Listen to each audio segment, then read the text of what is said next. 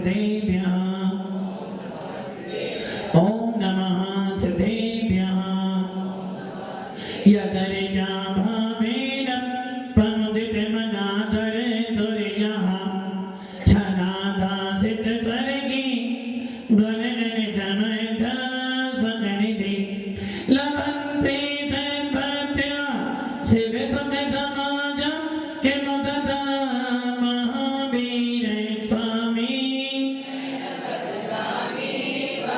महावीर स्वामी महावीर स्वामी नयन पथिगामी भवतु मे दुर्वाह बंधनानिकं ज्ञान दर्शनेनायिकं चारित्राणं गंभीरं मोक्षे मार्गोपदेशकं पंचप्रवैते भगवान की एकनाथनाथ भगवान की अंतिम शासनपति भगवान महावीर स्वामी की आचार्य श्री गौतम भगवंत की आचार्य श्री विवेक सागर जी महाराज की आचार्य गुरुदेव सरस्वती सागर जी महाराज की तीन करोड़ मणिराजों की द्वादशांजलि वाली माता की बोले वात्सल्य मूर्ति देवी तपस्वी आध्यात्म की राष्ट्र संत महातपो विभूति श्रवणराज आचार्य 108 श्री सुंदर सागर जी गुरुदेव की गुरुदेव की गुरुदेव की भव्य आत्माओं पर्व के दिन चल रहे हैं। भगवान महावीर का शासन मिला है, वीतराग देखना सुनने को मिल रही है और वीतराग साधुओं की उपासना कर कर वीतराग पद पर चलकर वीतराग का की प्राप्ति हो जाए, इसलिए आपको पर्व के दिन मिले हैं। भव्य आत्माओं सुनते हैं और शास्त्रों में पढ़ते हैं, जब आदिनाथ भगवान को केवल ज्ञान की प्राप्ति हुई या जब जब कोई तीर्थंकर केवल ज्ञान की प्राप्ति करता है तो इंद्र क्या करता है? समोसरण की रचना कर देता है। इंद्र के आदेश में कुबेर रचना करता है, नाम इंद्र का हो जाता है। किंतु अपने आत्मा जब समोसन लगता है तो 12 समाएं होती है और ये भी सुनिश्चित है तीर्थंकर की वाणी हमेशा तीर्थंकर जब भी अपना दिव्य दोष करेंगे तो उससे पहले उनका कोई ना कोई गंधर्व को होना चाहिए। बिना गंधर्व के अभाव में तीर्थंकर की वाणी नहीं खिलती और यही कारण रहा कि भगवान महावीर को केवल ज्ञान प्राप्त हो जाने के बाद भी 66 दिन तक भगवान का उपदेश नहीं किया। कारण क्या था?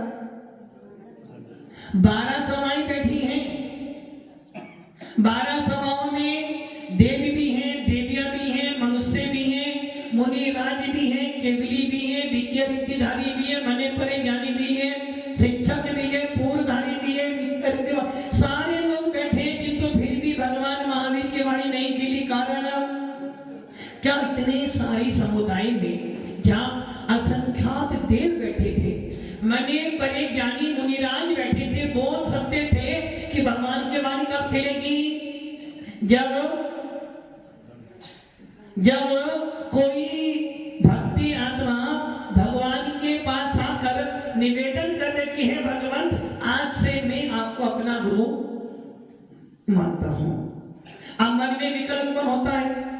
जब समोसर में मुनिराज बैठे थे, केवली भगवान बैठे थे, चलो केवली भगवान का कोई गुरु नहीं होता, तीर्थंकर हो या केवली हो, सामान्य केवली हो या तीर्थंकर केवली हो, जिसने 4 घाटा कर्मों का विनाश कर दिया है, उनकी विभूति में कोई अंतर आने वाला इतना हो सकता है कि तीर्थंकर का समोसन लग जाए, उनके लिए 64 चमर लग जाए, उनके लिए भामंडल लग जाए, किंतु सामान्य केवलियों के अंदर भी अनंत ज्ञान, अनंत दर्शन, अनंत सुख, अनंत विधि, ये 4 गुण तो जिसने केवल ज्ञान प्राप्त किया सबको मिलेंगे। जो वोट डालने जाएगा, जो वोट डालने जाएगा उसको आईडी प्रूफ तो मिली है ना, और वोट डालने के लिए कहां खड़ा होना पड़ेगा? अरे मान लो उसी स्थान पे वोट डालने के लिए कोई एमएलए आ जाए तो, हाँ सीधा, और आप टेढ़े जाओ। यदि कोई मिनिस्टर या कोई सांसद कोई विधायक वोट डालने तक बहुत बोले, भले वो भूतपूर्व हो, भले वो भूतपूर्व यदि वो वोट डालने जाएगा तो उसके लिए स्पेशल व्यवस्था बनाई जाएगी। मान लो यदि पीएम के लिए चुनाव होता है और पीएम के लिए 3 उम्मीदवार खड़े हैं और पीएम को भी वोट डालने, जो पीएम था उसे भी वोट डालने का अधिकार है और वो वोट डालने जाएगा तो क्या व्यवस्था मिलेगी? उसके लिए अलग व्यवस्था मिलेगी। वैसे ही तीर्थंकर और केवली के अंदर व्यवस्थाओं में अंतर हो सकता है। हो सकता है तीर्थंकर के लिए विशाल समोसन की रचना इंद्र कर दे, हो सकता है तीर्थंकर के लिए 12 सवा लग जाए, और हो सकता है कि उनके ऊपर 3 छत्र भी लगे। किंतु तो सामान्य केवली के लिए ये व्यवस्था ना भी हो चल जाएगा, किंतु बब्बे आत्माओं वोट डालने के लिए तो पीएम को भी आईडी प्रूफ तो उसी प्रकार सामान्य केवलियों, तीर्थंकर केवलियों, जिसने केवल ज्ञान की प्राप्ति की उनको अनंत ज्ञान, अनंत दर्शन, अनंत सुख, अनंत वीर्य तो मिलेंगे। क्यों मिलेंगे बर्किन साहब? क्यों? मैंने क्या कहा?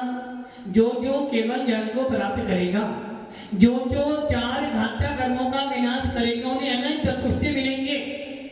भले तीर्थंकर हो, सामान्य केवली हो, मुख केवली हो, अनुभव केवली हो, अंतर्गत केवली हो, उपसर्ग केवली, कोई भी हो, उनको ये 4 गुण तो मिलेंगे। आखिर क्यों मिलेंगे बर्किन साहब, राजू भी क्यों मिलेंगे? पंकज जी क्यों मिलेंगे? क्योंकि ये 4 गुण आत्मा का स्वभाव है, इनके बिना जीव का अस्तित्व नहीं हो सकता है। जब कर्म सिद्धांत पढ़ा था सबसे पहले यही कहा गया था कि अनंत ज्ञान, अनंत दर्शन, अनंत सुख, अनंत वीर्य, ये क्या है हमारा स्वभाव। ये तो प्रत्येक आत्मा में विद्यमान है, बस इतना है। कर्म ऊपर पड़े हुए, जैसे ही कर्मों का भाव होता है जीव को अनंत चतुष्टय प्राप्त हो जाते हैं। इन्हें कहते हैं अनुजीवी गुण। जो जीव के गुणों का घात करते हैं उन्हें घात्य कर्म कहते हैं। जो जीव के देवत्व का घात करते हैं उन्हें घात्य कर्म कहते हैं। और वो घात्य कर्म कौन से होते हैं? ज्ञानावन्नी, दर्शनावन्नी, मोहिनी और अंतराय। ये 4 घात्य कर्म क्या करते हैं? जीव को केवल ज्ञान की प्राप्ति नहीं करने देते हैं। ये 4 घात्य कर्म आपके स्वभाव को प्रकट होने नहीं देते। और स्वभाव क्या है आपका? जानना, देखना तुम्हारा स्वभाव है। केवल ज्ञान, केवल दर्शन, छाई सुख और साई वीर्य, ये आपका स्वभाव है। और जैसे ही 4 कर्मों का बिना स्वभाव क्या मिल गया? केवली बन गए। तो जिस प्रकार केवली कोई भी बनेगा, तीर्थंकर बने या सामान्य जीव बने, सबको ये 4 गुण तो जो जो केवल ज्ञान की प्राप्ति करेगा उनको 5 धनुष तो ऊपर जाना पड़ेगा। किंतु तीर्थंकर का उपदेश जब भी खिलेगा गंधर्व के सद्भाव में ही खिलेगा। बस इतनी विशेषता अलग है। सामान्य केवलों का उपदेश के लिए कोई गंधर्व प्रविष्टि जब शिखर जी जाते हो, सबसे पहले तो किसकी मिलती है? सबसे पहले तो का नाम क्या है भैया? सुनील भैया, हाँ सोच लो, गलत हो जाएगा। गौतम तो गंधर्व तो, राजू भैया गौतम नहीं, नाम एक ही बोलना, गौतम या गंधर्व? गौतम या गंधर्व? बाकी की सुनोगे फंस जाओगे। अपनी दिल की सुनोगे, दिल की आवाज सुनोगे तो पास हो जाओगे। होता ऐसा ही है, बहुत बार जब काम करने जाते हो ना, सामने वाले की सुनते हो तो सारा काम बिगड़ जाता है। इसलिए कहा गया है जब भी कोई शुभ काम करो, अकल किसकी लो? किसकी? मैडम की लोगे तो काम बिगड़ेगा निश्चित। परिवार के लोगे 50% काम होगा, 50% छूट जाएगा। और यदि अपनी लोगे तो 75% तो पक्का हो जाएगा। और यदि गुरु का आशीर्वाद लोगे तो पूरा का पूरा 100% आप सोचो पहली टोक किसकी है? गौतम स्वामी या घंटा टोक? गौतम स्वामी या घंटा टोक? सोच लो, गलत हो जाएगा। पहली टोक किसकी है? गौतम स्वामी की है ना? पंकज जी, गौतम स्वामी की नहीं? अरे भैया, गौतम स्वामी तो एक तीर्थंकर का घंटर है, जबकि पहली टोक गौतम घंटा टोक नहीं, पहली टोक का नाम है घंटर टोक, जहां पर 2400 तीर्थंकरों के घंटरों के चिन्ह विराजमान हैं। पहली टोक किसी व्यक्ति विशेष की नहीं है, पहली टोक तो 2400 तीर्थंकरों के जो घंटर थे, जिन्होंने भगवान की वाणी झेली, उनके चरण विराजमान किए गए हैं। अब मेरा सवाल उत्पन्न होता है एक और, क्या वो सारे जीव उस टोक से मोक्ष गए? या फिर भी मां के लिए क्यों बनाए? जो कि सब में शिकार शाश्वत क्षेत्र है। जिस प्रकार अयोध्या शाश्वत है और आज पूरा विश्व अयोध्या को कैसे जानता है? किससे जानता है? क्या कह रहे?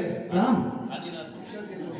पूरा विश्व अयोध्या को आदिनाथ के नाम से नहीं जानता, वो तो जानते हैं 14 वर्ष के बाद राम जी आए थे और अयोध्या में दीपक जले। तो आज भी कोई भी जैन व्यक्ति ये नहीं जानता अपने मोबाइल पर कि अयोध्या में प्रथम तीर्थंकर आदिनाथ उत्पन्न हुए थे। और इतना ही नहीं, अयोध्या तो वो क्षेत्र है, किसी भी काल में चले जाना, जब जब भी कोई तीर्थंकर पैदा होगा भरत क्षेत्र में और रावत क्षेत्र में, तो कहां पैदा होगा?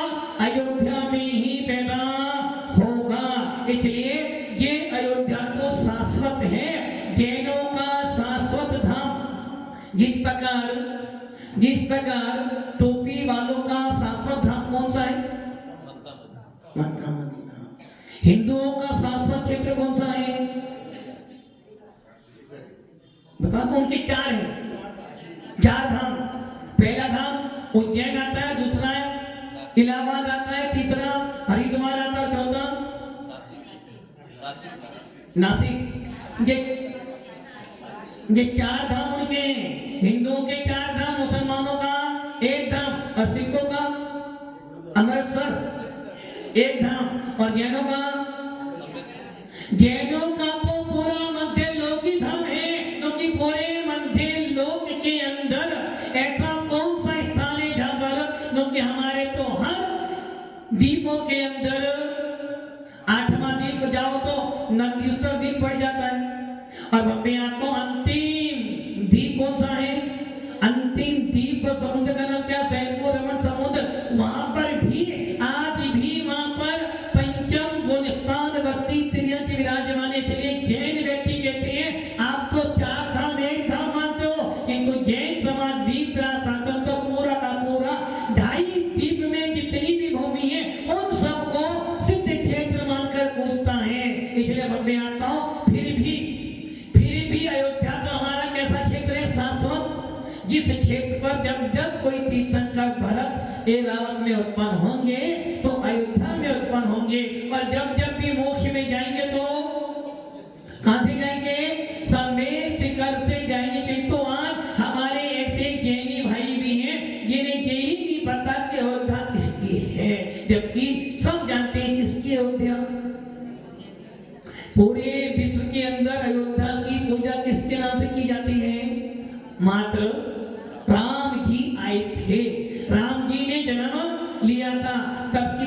और जबकि बम्बे आता हूं, राम भी हमारे लिए पूजनीय बंदनीय है, क्योंकि राम सिद्ध शिला पर विराजमान हुए। सर्वज्ञ भगवान राम मुनि सुबतनाथ के काल में पैदा हुए थे, अर्थात उस काल में जिस काल में मुनि सुबतनाथ भगवान हमारे हुए थे, उस काल में राम रावण लक्ष्मण आदि ये महापुरुष उत्पन्न हुए।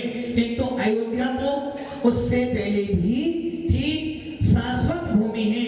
ऐसे भूमियों पर, ऐसे क्षेत्रों पर जब आप लोग वंदना करने जाते हो तो आपके परिणाम अपने आप निर्मल हो जाते हैं। इसलिए भक्ति आत्माओं, जैनों के लिए कोई क्षेत्र नहीं, जैन तो जहां जाते हैं वहीं पर क्योंकि उन्हें पता है कि 2.5 दिन में कोई ऐसा स्थान है ही नहीं जहां से कोई सिद्ध ना गया। 2.5 दीप कितना बड़ा है? 45 लाख योजन का। और सिद्ध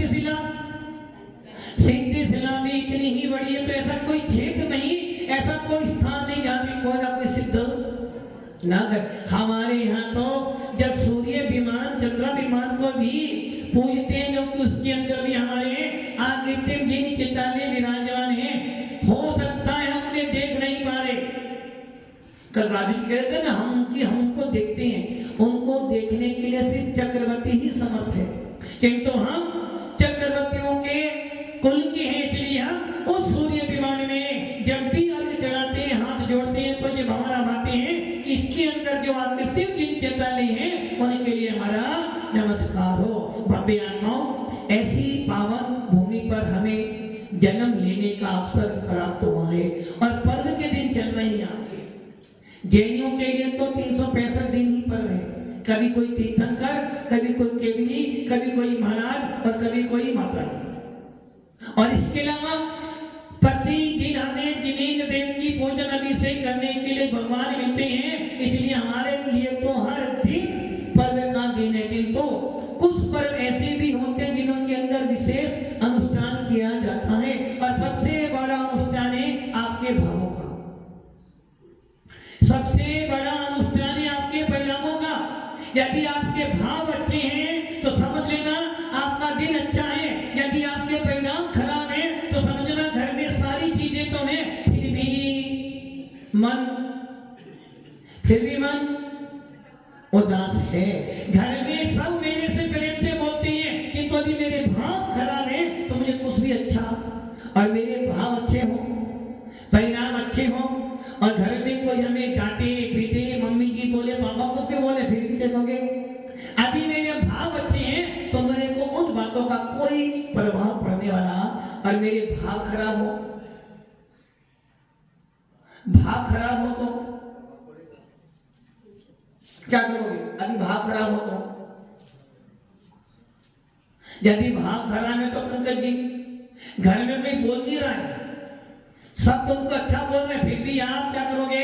परिणाम खराब। हर छोटी छोटी चीजों में गलतियां निकालने का प्रयास करोगे। क्यों? क्योंकि तुम्हारे परिणाम खराब, और तुम्हारे परिणाम अच्छे हो, तुम्हारे परिणाम अच्छे हो, और तुम्हें लोग 100 गाली भी देंगे ना, कठोर वचन भी बोलेगा, तो आप कहोगे नहीं मुझे धन। मतलब कि सारा खेल तुम्हारे भावों का है। भाव बढ़िया है तो पर्व अच्छा है, भाव बढ़िया है तो मंदिर भी अच्छा लगता है, और भाव अच्छे हैं तो दुकान जाना भी, और परिणाम खराब हो तो मंदिर भी जाते तो हैं, किंतु मंदिर जाने के बाद भी मन नहीं लगता है, और भाव खराब हो तो खाने का मन। इसलिए बच्चे आता हूं, पर्व के दिनों में नहीं, हमें तो हर रोज अपने भावों को अच्छा ही बनाना है, क्योंकि भावों का ही खेल है और भावों से ही कर्म बंध होते हैं। इसलिए इन पर्वों के दिन में हमें क्या करना है? अपने परिणामों को निर्मल करना है, और परिणामों को निर्मल करने का सबसे बड़ा साधन बताओ, सबसे बड़ा साधन सुनेंगे? भावों को निर्मल करने का सबसे बड़ा साधन कौन सा है? हाँ वकील साहब, देवशास्त्र गुरु की पूजा ना। हाँ, भावों को निर्मल करने का सबसे बड़ा साधन क्या है? देवता गुरु की पूजा करना। अच्छा भी, हाँ, भावों को अच्छा करने का सबसे बड़ा साधन प्रवचन सुनना और सुनकर घर चले जाना। भावों को निर्मल करने का सबसे बड़ा साधन है अपने बारे में सोचना शुरू कर दो, अपने बारे में विचार करना शुरू कर दो। इसका मतलब अपना स्वाध्याय शुरू कर दो। जैसे जैसे स्वाध्याय बढ़ता चला जाएगा, भावों में निर्मलता आती चली जाएगी। भावों में जैसी जैसी निर्मलता आती चली जाएगी, कर्म अपने आप इसीलिए तो अध्ययन कराया जाता है, इसीलिए तो क्लास ली जाती है, इसीलिए तो प्रवचन सुना जाता है कि प्रवचन सुनूंगा तो स्वाध्याय हो जाएगा, क्लास पढ़ूंगा तो स्वाध्याय हो जाएगा, जिनवाणी पढ़ूंगा तो स्वाध्याय हो जाएगा। स्वाध्याय मैंने अपनी आत्मा का अध्ययन, और जब अपना अध्ययन हो जाएगा तो क्या निकलेगा, मैं कौन हूं। क्रोध करना मेरा स्वभाव, मान करना मेरा स्वभाव, लोभ करना मेरा स्वभाव नहीं है, राग द्वेष करना मेरा स्वभाव नहीं है, घर का पालन पोषण करना मेरा स्वभाव है, घर का पालन पोषण करना मेरा स्वभाव नहीं है, घर में रहना मेरा स्वभाव नहीं है, घर की चिंता करना मेरा स्वभाव पंकज जी नहीं है। जिसका जैसा होना होगा वो होकर ही रहेगा, तुम्हारे रुकने से कोई रुकने वाला, जिसकी मृत्यु आनी है उसे जब देव भी नहीं रोक सकता है, और जिसका जन्म होना है उसे कोई मार नहीं सकता है। इसका मतलब क्या हो गया, हर व्यक्ति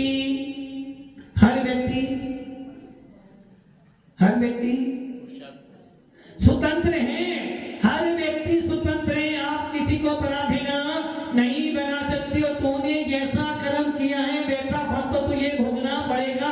इतना जरूर हो सकता है यदि तेरे भाव अच्छे बन गए, तेरे परिणाम निर्मल बन गए, तो वो कर्म पहाड़ वाला कर्म राई बनकर फल देकर चला जाएगा।